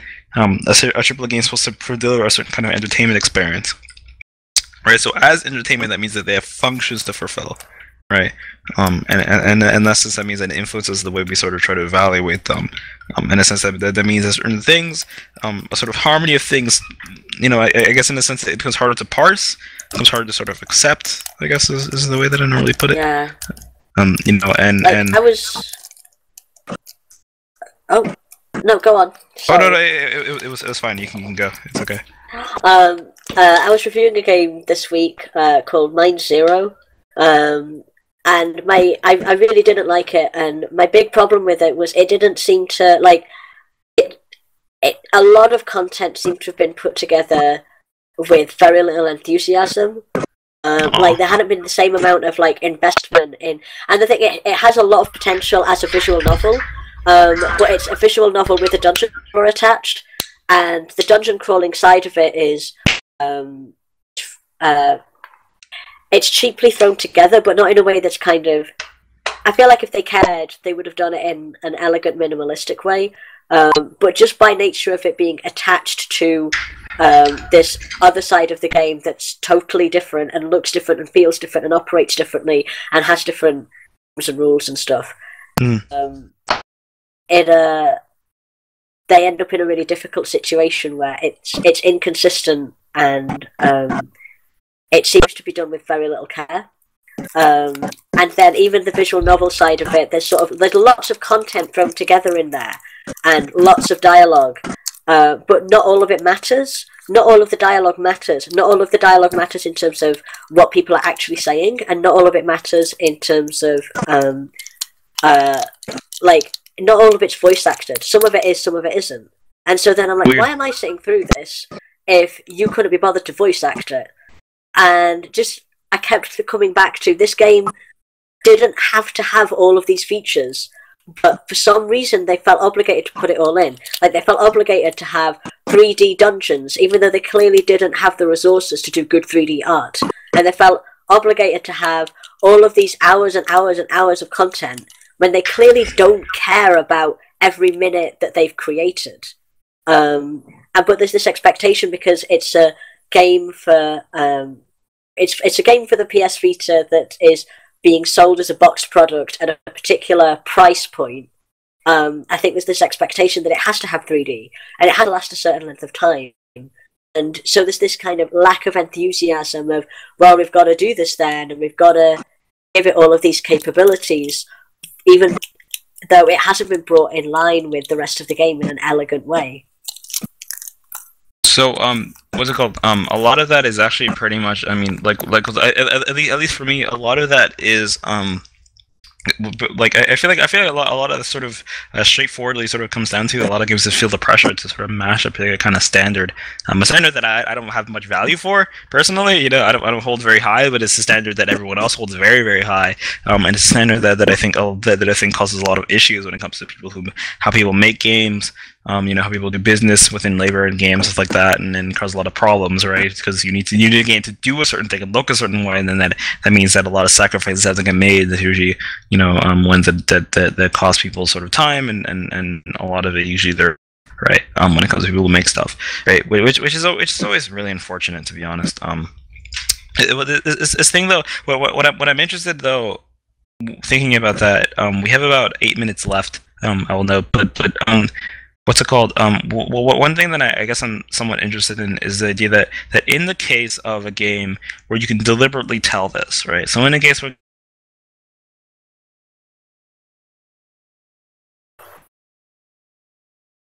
a sort of interesting little, small abstract game where the norms and the rules seem to sort of it seems maybe they're rhythmic somehow. I mean, maybe they seem sort of harmonious. Maybe that's really cool, right? But then you get the game where it's not. Then you get the game where you see the kinds of motivations come through. You see the sort of aspiration to be something that it's not, which is the idea that it needs to be a big AAA game, but it isn't, obviously, right? As you noted, and that means that how this reality is constructed is actually really weird, right? And again, I think this goes back to the blinders thing, particularly, right? Of this idea that, like, okay, well, here's a game where I want to play a particular experience and engage with this particular universe and this setting, and the story, I guess, in a sense. But then suddenly I'm reminded of the outside pressures that exist on this. And I'm reminded of these things because of this. Okay, well, it seems like there's a lot of weird assets here that shouldn't probably be here because it just makes feel everything kind of like sort of incohesive. There's a lot of there's a lot of the weird parts where like someone's voice and someone's not. So it's the idea that because the thing is that all these mistakes also construct the game's reality, right? This is the whole point. This is the whole thing about it, right? Which is that this game can feel kind of weird and off, but like that is the game. That's it, and you can take that, like a game could be super buggy and just like basically just not work, but you can still Guard 3. Well, the thing is, a game can be buggy and not work, but you can approach it and just take it as it is and say this game is this is a buggy, I don't like it, but this is a particularly buggy ass world, and you sit there and think, okay, well, in that sense, what does this reveal to us? And then you sometimes say, okay, well, this reveals sort of our motivations to us particularly. I'm also interested in that kind of stuff too, because if we think of buggy games, I'm making a bit of a transition, but if we think about buggy games, and we think about how buggy games seem to sort of destroy, they seem to kind of mess up our idea of norms, and what is particularly permissible a lot of times, but no, not, and I'm not interested in this in the sense of I can clip that past this wall, right? Because everyone sort of understands that I can do that if a game is glitchy. But rather the opposite, the idea that I can't do something, right? So the idea of me getting to, like, let's say up like a JRPG or something, and like I can't get to a cutscene, like a cutscene won't trigger, so I can't play the game, right? Well, what if it gets to a point where I have to restart the game all over again, right? So it's this idea that permissibility is a weird thing. Austin asserted a lot earlier that games are actually really limited.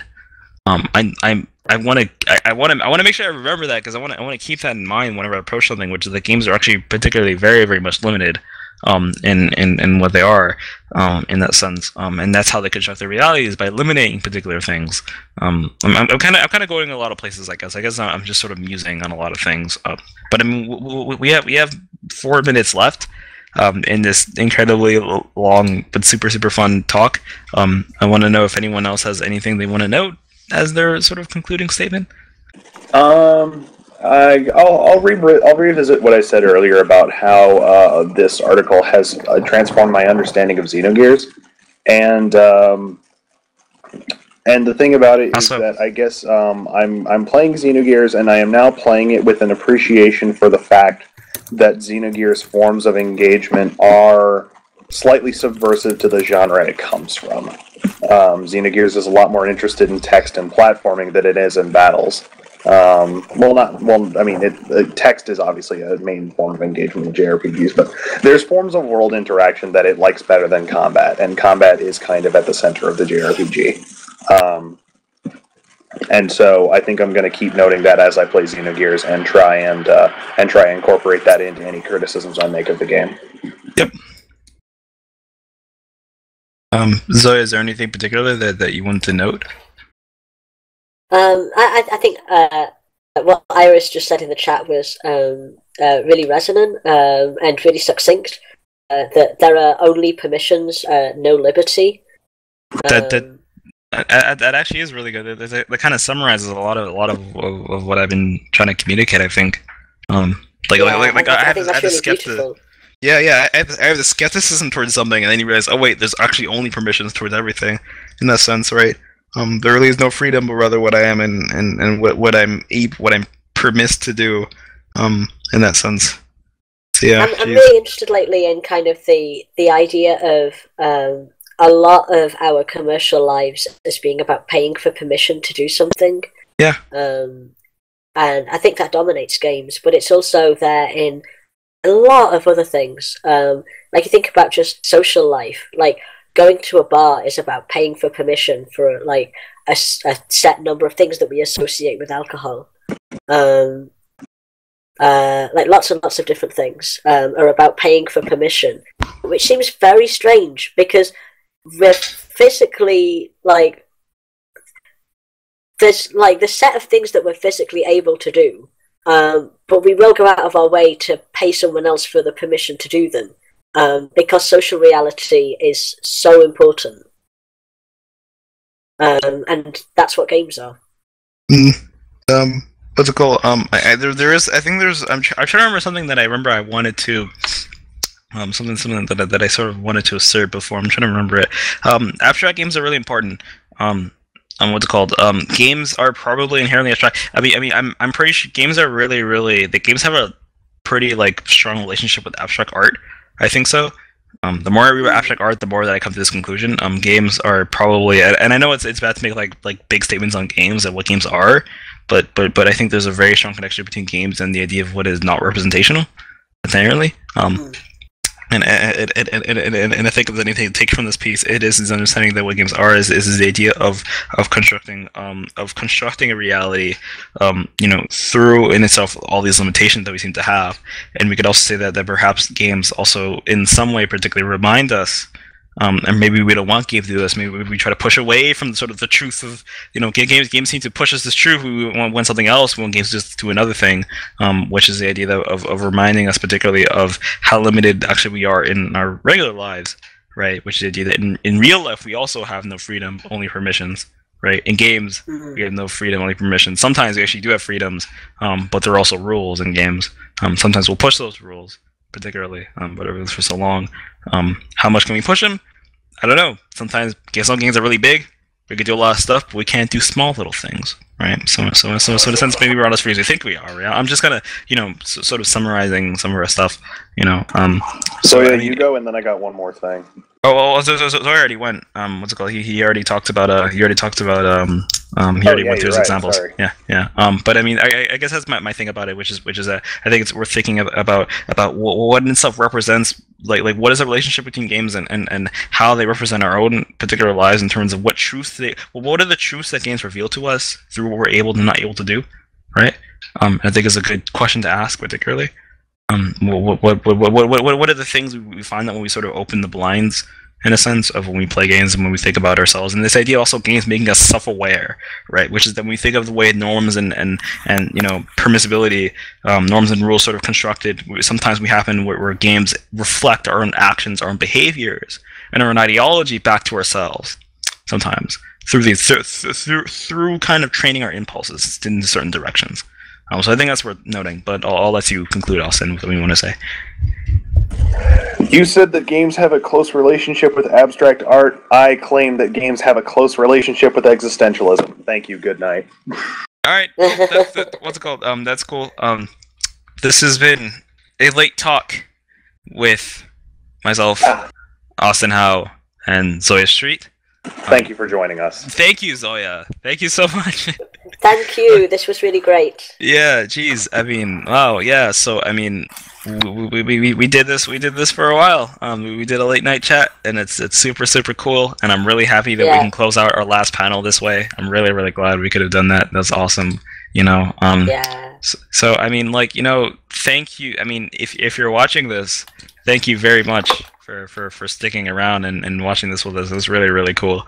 You know, I'm not particularly. Apparently, we have 234 viewers right now, and like I'm just really grateful. Like that's really generous of people to watch this. Yeah, absolutely. And so thank you to every person who's you know, watching and listening to us talk. I'm looking at the schedule right now, and I'm pretty sure that we I don't know if we have anything left, particularly when it comes to panels for IndiE3. This is the last one.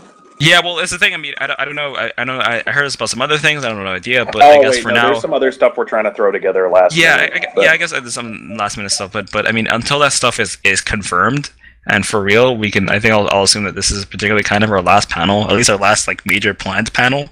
You know. So well, thank you so much to everyone who was organizing IndiE3. You've done something really amazing this week. Thank you.